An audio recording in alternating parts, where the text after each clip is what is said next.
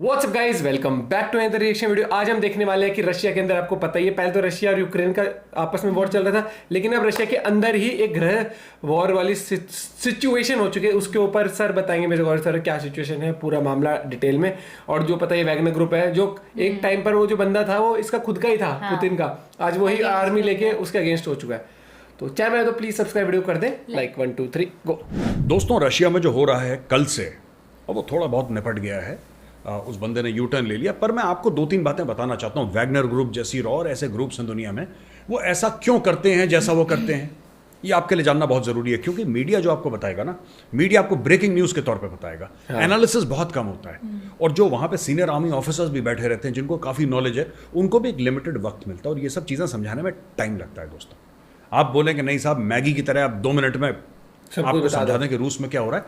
वो कोई भी वहाँ पे जनरल साहब बैठे हैं, मैं देख रहा था कई सारे स्टूडियोज में आर्मी के जनरल्स बैठे थे। दीज पीपल हैव ट्रेमेंडस एक्सपीरियंस यार, 20-20 30-30 40-40 साल का एक्सपीरियंस है इनका। ठीक है, इन लोगों ने दुनिया देखी है, बाहर फॉरेन पोस्टिंग्स कही हैं, एक्सपीरियंस है, लड़ाई लड़ी है, इनको सब कुछ पता है। लेकिन जब उनको टाइम नहीं मिलेगा, जब उनको बोलने का वक्त नहीं मिलेगा, और इसमें टेलीविजन वालों की भी गलती नहीं है दोस्तों, क्योंकि टाइम वही होता है आपका 23 मिनट।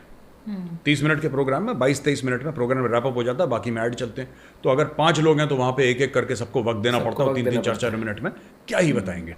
तो मैं आपको कोशिश करता हूं समझाने की कि ऐसे ग्रुप्स क्या होते हैं, करते क्या हैं, खासतौर से वैगनर के बारे में। राइट? अच्छा दोस्तों, वैगनर ग्रुप का मालिक येवगेनी प्रिगोजिन। तो दोस्तों, जब ये बंदा जेल से निकला ना, प्रिगोजिन, तो प्रिगोजिन ने बोला मैं करूं कि यार कुछ ना कुछ तो काम करना ही है मुझे। तो इसने बोला कि ठीक है, कोई बात नहीं, मैं एक रेस्टोरेंट खोल देता हूँ। खाना वाना बनाने का शौक था, खाने का बड़ा शौकीन था, इसने एक रेस्टोरेंट खोल दिया, रेस्टोरेंट चल पड़ा। तो किसी ने पुतिन को बताया कि साहब, वो जो रेस्टोरेंट है ना, खाना ठीक बनता है वहाँ पे, खाना फिट है वहाँ पे। अच्छा, पुतिन इसको जानता भी था पहले से। अच्छा, पहले से नोन था, पर ऐसी कोई खासी दोस्ती नहीं थी, पर Putin knew him from before, ऐसा मीडिया रिपोर्ट्स बताती हैं। तो इसने जो रेस्टोरेंट बनाया ना, इसने जो होटल अपना छोटा सा खोला, वहाँ पे लोग खाने लगे, बड़ा मशहूर हो गया। पुतिन ने वहाँ से खाना मंगाया, एक बार लोगों से बात सुनी होगी, खाया उसने, बोला साहब टिप टॉप है, बिल्कुल मज़ेदार है एकदम। बोला चलो दोबारा मंगवाओ। अच्छा, अगली बार जब फंक्शन होगा ना हमारा, तो जो प्रिगोजिन है ना, ये बंदा करेगा, केटरिंग करेगा। तो धीरे धीरे बड़े बड़े जो फंक्शंस थे उधर ये केटरिंग करने लगा। जाहिर सी बात है, इसकी जान पहचान 10 लोगों से हो गई, क्योंकि सब लोग फिर अपने केटरिंग इससे करवाने लगे। और चाहे लोगों को इसका खाना पसंद आया ना, क्योंकि पुतिन को पसंद था, तो सब लोगों ने बोला साहब अगर पुतिन को पसंद है तो हमें भी पसंद है, चलो इससे करवाओ। तो ये काफी फेमस हो गया। तो भाई साहब 2014 में लोग कहते हैं कि वैगनर ग्रुप के बारे में लोगों को पता चला। अब वैगनर ग्रुप कब पैदा हुआ इसके बारे में कोई बात नहीं कर रहा, इसका जन्म कब हुआ इसके बारे में कोई बात नहीं कर रहा, लेकिन 2014 में इसके बारे में रिवील हुआ, पता लगा कि साहब एक वैगनर ग्रुप है। इस वैगनर ग्रुप ने और क्या करा, जब अमेरिका में चुनाव हो रहे थे, तो वैगनर ग्रुप ने एक ट्रोल आर्मी खड़ी करी अपनी, जिसके अंदर साहब लिखने वाले थे, जिसके अंदर म्यूजिक देने वाले थे, जिसके अंदर इंटरनेट के ट्रोल्स थे, सोशल मीडिया एक्सपर्ट्स थे। उन्होंने पूरी फौज खड़ी करी, और ये फौज खड़ी करी उन्होंने पुतिन के आशीर्वाद से। जब मैं फौज की बात कर रहा हूं, मैं हथियार की बात नहीं कर रहा। ये AK-47 वाली फौज नहीं थी दोस्तों, ये लैपटॉप वाली फौज थी। ये लोग मॉस्को में, सेंट पीटर्सबर्ग में बैठते थे, और फेसबुक पे, यूट्यूब में, इन सब माध्यमों को इस्तेमाल करके इन्होंने खूब इन्फ्लुएंस करे यूएस के इलेक्शंस। वैगनर ग्रुप का जो प्रिगोजिन है, धीरे धीरे धीरे उसको आशीर्वाद मिला पुतिन का, और पुतिन जैसे जैसे इसको आशीर्वाद देता गया, ये बढ़ता गया, परपता गया और बढ़िया। इसने अपने लोग खड़े कर दिए, और बड़े तगड़े इसने लड़ा के खड़े करे। इसने एक प्राइवेट आर्मी खड़ी कर दी। प्राइवेट आर्मी होती क्या है, what are these private armies? दोस्तों, ऐसा होता है कि जो मर्सनरीज होते हैं ना, यानी कि भाड़े के फौजी जो पैसा लेके लड़ते हैं, इनकी किसी देश के साथ लॉयल्टी नहीं होती, इनकी किसी भी आइडियोलॉजी के साथ या किसी सोच के साथ इनकी लॉयल्टी नहीं होती। इनकी अगर लॉयल्टी होती है तो सिर्फ खजूर के साथ, पैसा, ओनली खजूर, पैसा, डॉलर दो लड़वा लो। जैसा कि अमेरिका में ब्लैक प्राइवेट हो गया ना, अमेरिका में ब्लैक वाटर है और यहाँ पे रशिया में वैगनर है। इन दोनों की कुछ कॉमनैलिटीज हैं, और मैं बताऊंगा इनकी कॉमनैलिटीज क्या हैं, यानी कि इनमें कौन सी चीजें मिलती जुलती हैं। सबसे पहले आप देखेंगे ज्यादातर ऐसे ग्रुप्स में, क्योंकि जहां पे हथियार चलाने की बात होती है, हथियार चलाने की खास ट्रेनिंग किसको होती है? फौजी को, राइट? फौजी को ट्रेनिंग होती है। तो ये रिटायर्ड फौजी जो फौजी छोड़ लेते हैं, उनको ग्रुप्स में शामिल कर लेते हैं। उनको ग्रुप्स में शामिल करने के बाद क्या, क्योंकि ट्रेंड आदमी है और वही तो काम कर रहा था वो फौज में, तो वही बोला कि अब काम तुम एक प्राइवेट कंपनी के लिए करोगे, राइट? और ब्लैक वाटर भी यही काम करता आ रहा है, और वैगनर भी यही काम करता है। वैगनर का क्या हुआ कि जब उसने अफ्रीका में और जगह अपना वर्चस्व बढ़ाया पुतिन के आशीर्वाद से, तो क्यों करा उसने? उसने इसलिए करा क्योंकि कई बार जो सरकारी तंत्र होता है, जो देश होते हैं, भारत में तो ये सब नहीं होता प्राइवेट आर्मीज वाला चक्कर, लेकिन अमेरिका में है, रशिया में है और जगह है। ये लोग क्या करते हैं मैं आपको बताता हूँ। इनका बड़ा एक सीधा साधा मामला है। कई बार देश दोस्तों ऐसी चीज करने की कोशिश करते हैं जिसकी वो रिस्पॉन्सिबिलिटी नहीं लेना चाहते। तो वो इन अगर मैं कोई थ्रू जर्नल हूं रूस का या अमेरिका का, भाई साहब और मैं सोच चाहता हूं कि यार अगर मैं ये काम करूंगा ना, अगर मैं अपने बंदे भेजूंगा तो ह्यूमन राइट्स का केस मेरे ऊपर कहाँ से कहाँ तक मीडिया में थू हो जाएगी। तो एक काम करते हैं, दूसरी कंपनी को भेज देते हैं जो ये सब काम करती है गंदे फंदे, हाँ, उनको और भेज देश देते पे हैं, वो नाम मारेंगे भी आना, काटेंगे, लीडर मेरा का काम नाम भी हो जाएगा, मैं उनको पैसे दे दूंगा।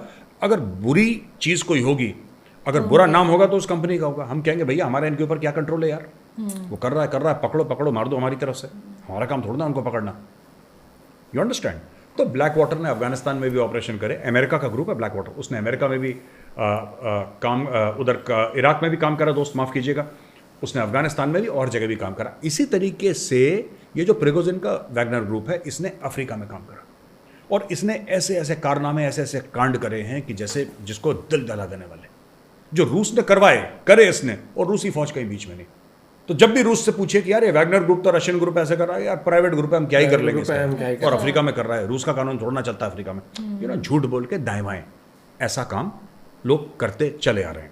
तो वैगनर ग्रुप के प्रिगोजिन ने क्या करा कि फिर ये यूक्रेन की लड़ाई शुरू होती है और यूक्रेन की लड़ाई में साहब ये चले जाते हैं दौड़े दौड़े, और जिसको कहते हैं कंधे से कंधा मिला के रशियन फोर्सेस के साथ लड़ते हैं। रशिया का दोस्तों पॉलिटिकल सिस्टम कुछ इस तरीके से है कि क्लियर कट पॉलिटिकल सिस्टम नहीं है रशिया का। रशिया के पॉलिटिकल सिस्टम में बड़ा झोल है, जो उसका राजनीतिक जो उनका जो स्ट्रक्चर है ना, उसमें बड़ा झोल है। लोग आपस में लड़ते हैं, ये बहुत लड़ाइयाँ कॉमन है। मतलब मंत्रिमंडल के लोग आपस में, ऐसा नहीं कि विपक्ष वाले लोग लड़ रहे हैं, विपक्ष वाले और जो मंत्रिमंडल में लोग रहते हैं तो भारत में लड़ाइयाँ होती है ना, वहाँ पे क्या है कि विपक्ष जो है मारो गोली, दैट्स अ सेपरेट केस। जो मंत्रिमंडल में वो एक दूसरे का गला काटने को तैयार है वहाँ पर रशिया में। तो उनका बीच बचाव कौन करता है? अपना फायदा, मतलब उस तरीके से समझ गए। पुतिन का जो मामला है ना, पुतिन का मामला ये है कि भाई ये सरपंच है। अच्छा। तो उन्होंने स्ट्रक्चर ऐसा बनाया है कि power flows from a single man. एक है बाप जो बोलेगा क्या करना और तुम सब करोगे। ये इस चक्कर में क्या होता है कि शांति काल में ये सब चीजें चल जाती हैं, युद्ध में ना ये सब चीजें नहीं चलती। मैं कुछ और कह रहा हूं, मैं कह रहा हूं कि यूनिटी ऑफ कमांड तो मिलिट्री बात हो गई, यहां पे इस तरीके से इस पॉलिटिकल स्ट्रक्चर को संभालता है पुतिन। तो ये चीज लड़ाई में चरमरा जाती है, ये लड़ाई में नहीं चल पाती, क्योंकि लड़ाई के कुछ उसूल होते हैं, जंग के कुछ उसूल होते हैं, और इसमें रूस फेल हो गया। तो 23 फरवरी 2021 को रूस दाखिल हो जाता है यूक्रेन के अंदर। और जैसा मैंने आपको बताया, वैगनर की फोर्सेस शुरू में पीछे थी, रशियन फोर्सेस आगे थी। रशियन फोर्सेस को सक्सेस नहीं मिला, बोला वैगनर तुम जाओ। वैगनर ने कमाल का काम करा, कमाल का काम करा। एक दो शहर पे इन्होंने कब्जा भी करा, छुड़वाया भी, दुनिया भर के इन्होंने काम करे।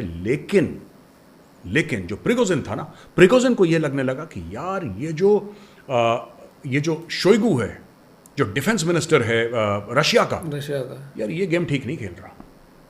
मेरे बंदों ने हजारों की तादाद में अपनी जानें दे दी मदर रशिया के लिए। ये बंदा जो है ना, ये बंदा गेम ठीक नहीं खेल रहा।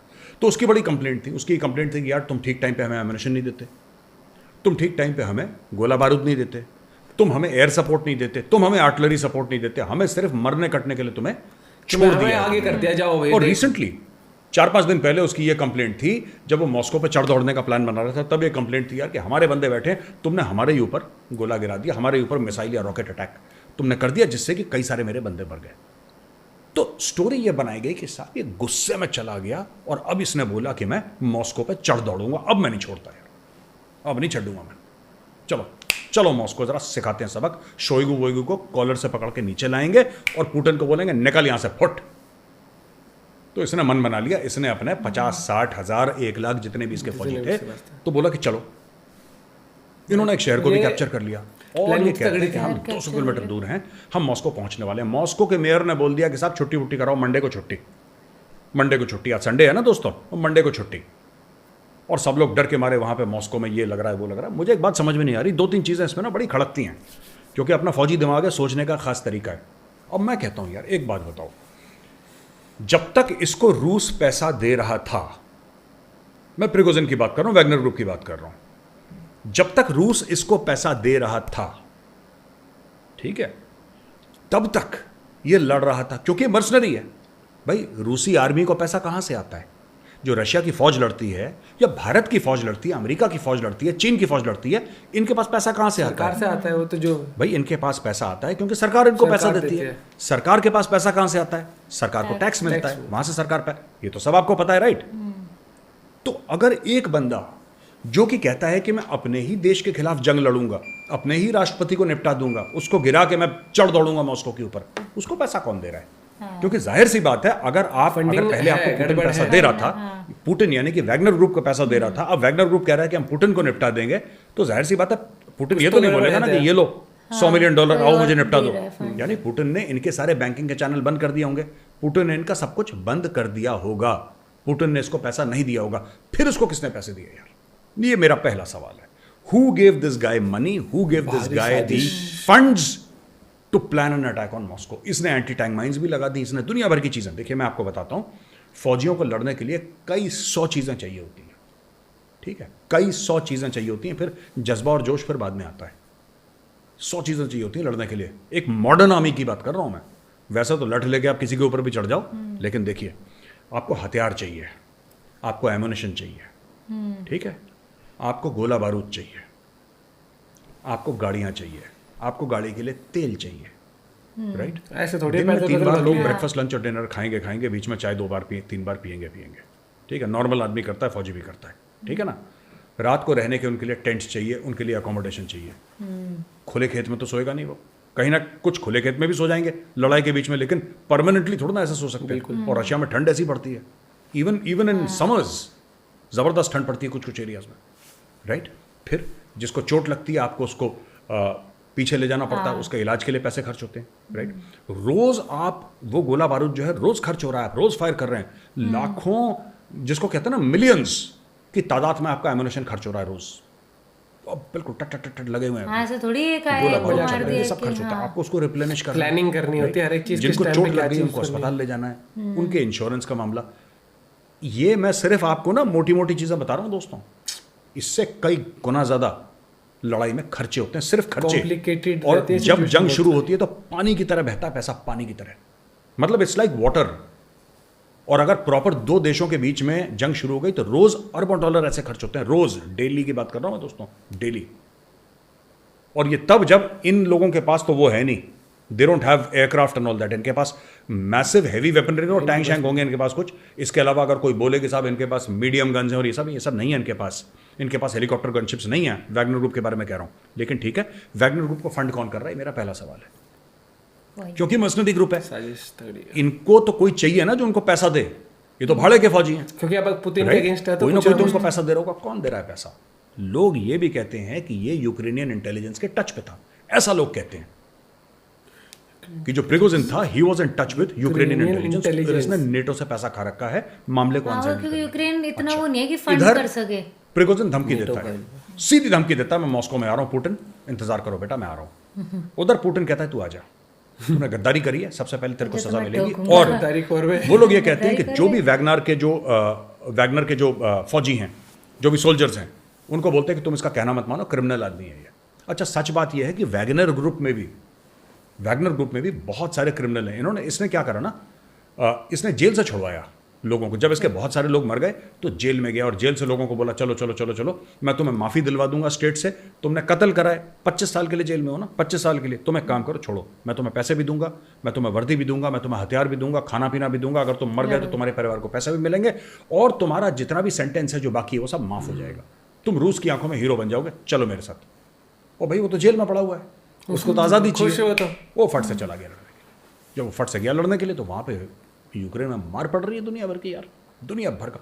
तो ये लोग सब डिसल्यूजन हो गए। अब ये बंदा ना, कट टू यस्टरडे, ये बंदा जा रहा है अपना टैंक वैंक लेके, वहाँ पे मॉस्को में तैयारी हो जाती है कि जंग शुरू होने वाली है, तैयारी कर लो भी।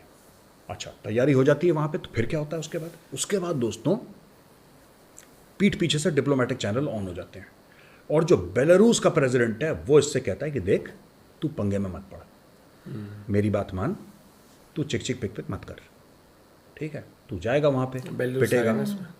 कत्ल हो जाएगा वहाँ पे, क्योंकि रूस की फौज से थोड़ा ना लड़ेगा तू, तेरे पास बंदे कितने हैं, 50,000, 60,000, 70,000, राइट।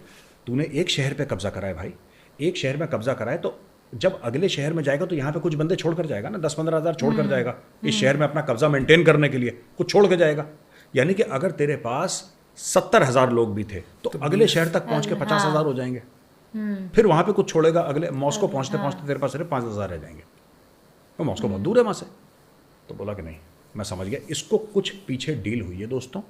इस बंदे ने यू टर्न लिया और ये यू टर्न लेते वक्त इसने बोला कि खून खराबा ना हो, ठीक है। अच्छा, आप रशिया के प्रेसिडेंट व्लादिमीर पुतिन का एड्रेस देखिएगा जो उसने देश को करा था, उसने इसका नाम नहीं लिया, उसने बाय नेम नहीं बोला कि ये बंदा ऐसा है, ये बंदा खराब है, ये गद्दार है। इसने बस मोटी मोटी बात करी, बिना बंदे का नाम लिया, क्योंकि पुतिन भी चाह रहा था कि ऑप्शंस खुले रहें। कल ऐसा ना हो कि आप किसी को इतना दीवार से लगा दें कि नेगोशिएशन करने का स्पेस ना रह जाए मेरे पास।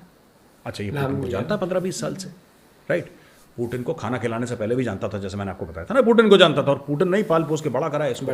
अब यार सपोले को, मैं मेरा पुराना वही डायलॉग है, सपोले को वाला हो गया तो बड़ा होगा, खरगोश तो बनेगा टीटीपी नहीं, जैसे बनेगा उन्होंने तो पाकिस्तान ने वो सांप। है ना बना, इसने अपने ही बाप को डसा पाकिस्तान वाला हाँ वही तो कह रही ये करने के बाद अब इसने ले लिया यू टर्न और ये जा रहा है बेलारूस अपने फाइटर्स के साथ।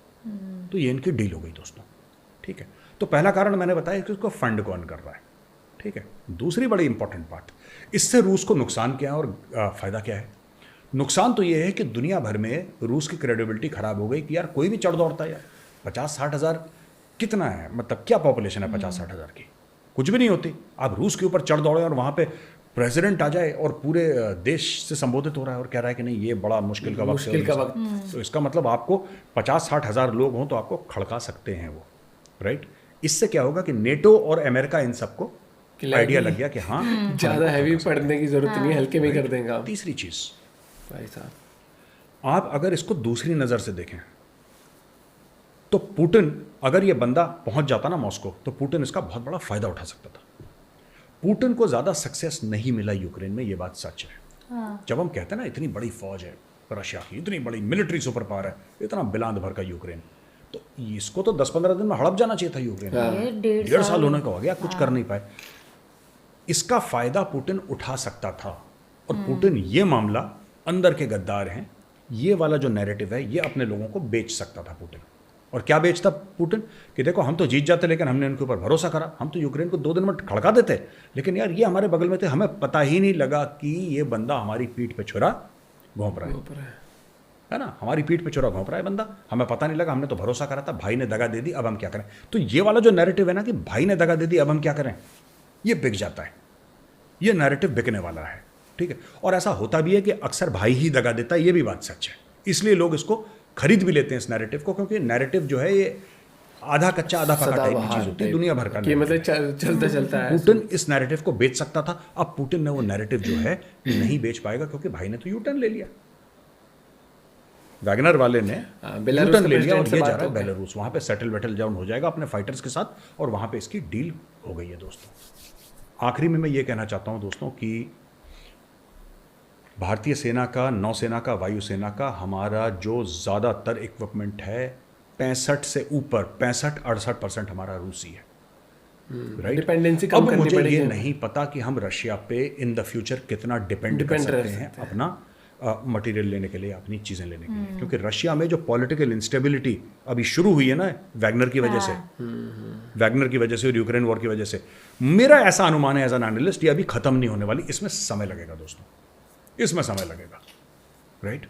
और इसमें समय लगने से ये होगा कि भारत के लिए जो वेपन्स आते थे वहाँ से, भारत जो डॉलर देके वेपन खरीदता था या रुपए देके खरीदता था, उसमें रुकावट आएगी, ये बात तय है। आप मान के चलिए इसमें रुकावट आएगी दोस्तों, इसमें रुकावट आएगी। तो इसीलिए मोदी जी जब गए, मुझे ऐसा लगता है कि कुछ ना कुछ तो मोदी जी को पता था कि गड़बड़ है लॉन्ग टर्म। अब मुझे, मैं, ये मेरा गैसवर्क है यार, मेरा गैसवर्क है। हो सकता है कि हमारी एजेंसीज ने कुछ बताया हो मोदी जी को कि सर ये ड्रामा चल रहा है, किसी भी वक्त हो सकता है। एजेंसीज का काम ही होता है ना कि वो इन्फॉर्मेशन लेती हैं, कोई भी एक चीज़ नहीं होती। अगर वैगनर वाले ने ऐसा नहीं सोचा कि एक दिन चलो आज चलो ठीक है, गुड है यार, प्लानिंग होती है, करते हैं, आज ना सैटरडे है तो सैटरडे का अच्छा दिन है, चलो शनिवार का दिन है, चलो मॉस्को को चढ़ाई कर देते हैं ना, ये तो प्लानिंग होगी।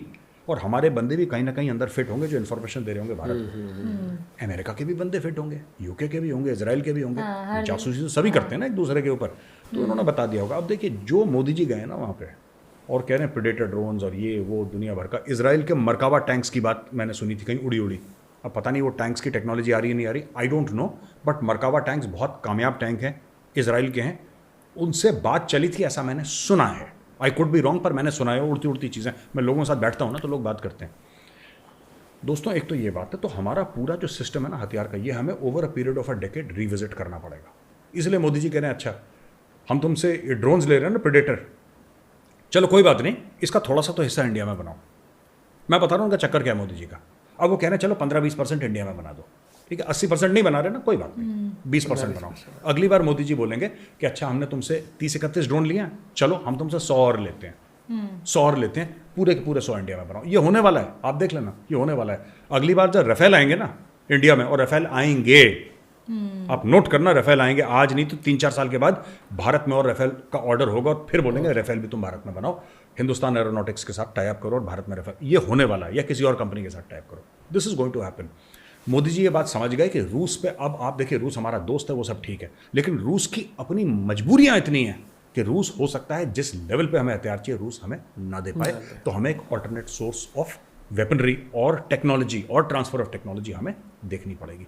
इसके बिना काम नहीं बन पाएगा। अपना आत्मनिर्भर भारत एक कामयाब मुहिम है, एक कामयाब इनिशिएटिव है, लेकिन होना भी चाहिए पूरा। वेपन्स के मामले में आत्मनिर्भर होना दोस्तों ये 10-20 साल टाइम लगेगा। ये अचानक एक दिन में नहीं कि मोदी जी ने बोला कि मैं 2018 में 2017 में जब भी उन्होंने बोला कि मैं आत्मनिर्भर भारत का डिफेंस में खासतौर से मैं ये करूंगा वो करूंगा, और फिर अचानक एक दिन हो गया। No, not at all.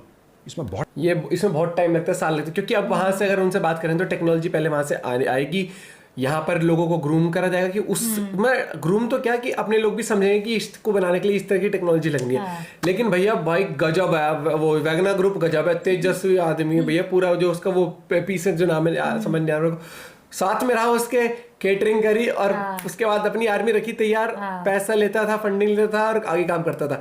अब किसी ने ज्यादा पैसा दे दिया या पुतिन ने ही कह दिया कि हम ना दे रहे पैसा, तो उस वजह से हो गया। लेकिन कॉन्फिडेंस भाई, हिम्मत चाहिए होती है काम के लिए भी, देश के अपने देश में ऐसे, अपने देश में इस तरीके से। और ये सिचुएशन तो ये है कि यार रशिया जैसी कंट्री को यूक्रेन के साथ 2 साल हो गए लड़ाई करते करते, कोई उसका समाधान नहीं निकल रहा, ना दूर दूर तक कोई टॉक्स हो रही है, ना कुछ, बस लगे हुए हैं भैया यहाँ से थोड़ा सा वो नहीं होता है। ये वॉर का एरा नहीं है, मोदी जी ने कहा, सब लोग मानते हैं। प्लस यहाँ पर सिचुएशन को ऐसा छोड़ दिया कि मतलब कि दिख जाएगी, क्योंकि सुनने को कोई तैयार नहीं है। प्लस कहीं ना कहीं मुझे लगता है कि भैया आने वाले टाइम में ना ये वॉर एग्जाम्पल बनेगा बाकी कंट्रीज के लिए कि अगर आप वॉर में पड़ गए ना, आपकी भट्टा बैठ जाएगा, अर्थव्यवस्था का भी कट ऑफ हो जाओगे दुनिया से भी, और समाधान नहीं निकलेगा, तो आप ऐसे ही फंसे रहोगे जंग के बीच में। न्यूक्लियर वेपन यूज कर नहीं सकते, कर दिया तो भैया सारे दोस्त यार इधर उधर से आ जाएंगे। देखते हैं क्या होता है भैया। लेकिन इस बंदे की हिम्मत थी पहुंच गया वहां पर, और वो फिर वो बेलारूस का प्रेसिडेंट भी आ गया, क्या सिर फिरा वो। लेकिन ये चीज अब आप देख रहे हो, हर एक चीज धीरे धीरे इंडिया में बनती जा रही है, चाहे वो आईफोन की मैन्युफैक्चरिंग हो, स्मार्टफोन असेंबल होने या कुछ भी। लेकिन मोदी जी का यही विजन है कि आत्मनिर्भर भारत बने। मतलब उसका ये नहीं कि एप्पल वालों को बोल दिया भगो यहाँ से, तुम टेक्नोलॉजी बता दो हम खुद बना लेंगे, नहीं, वो बनाए, मतलब वो लोग ही होंगे, सुपरवाइज भी करेंगे, लेकिन यहाँ पे बनेगा, यहाँ के लोग स्किलफुल होंगे, यहाँ बनेगा, सस्ता भी बनेगा, यहाँ पे रोजगार भी आएगा लोगों के पास, आत्मनिर्भर बनेगा इंडिया। ऐसा नहीं है कि इंडिया का पैसा जो आ रहा है जा रहा है अमेरिका को, लेकिन उसमें से कुछ पैसा तो चाइना में बनने के लिए भी खर्चा लगा था, उनको भी इकोनॉमी सपोर्ट हो रहा है। और तो वही चीज वो कहते हैं ना, वो बिचौलिया, चाइना जो बिचौलिया हो रहा है उस चीज को खत्म करके इंडिया में रोजगार भी हो, इंडिया में लोग खरीदे भी। अब अभी तो ऐसा हो रहा है, आईफोन लेते हैं तो पैसा अमेरिका को गया और अमेरिका से चाइना को गया, इंडिया में पैसा आ नहीं रहा, क्योंकि जो मैन्युफैक्चरिंग, जो बनाने वाले पैसे जो मिल रहा है वो किसको मिल रहा है, चाइना को मिल रहा है। भारत तो बस दे ही रहा है पैसा, और जा रहा देश से। जब यहाँ बनेंगे तो जब सैलरी मिलेगी, जो एग्जीक्यूटिव होंगे, जो भी ब्रांच मैनेजर्स होंगे या प्लांट मैनेजर्स होंगे, सुपरवाइजर्स होंगे, सब पैसा इंडिया में रहेगा लोगों के पास, फिर प्रॉफिट शेयर होगा यूएस के साथ। तो एक लॉन्ग टर्म विजन के साथ चल रहा है। और इस चीज को समझ आ रही बात?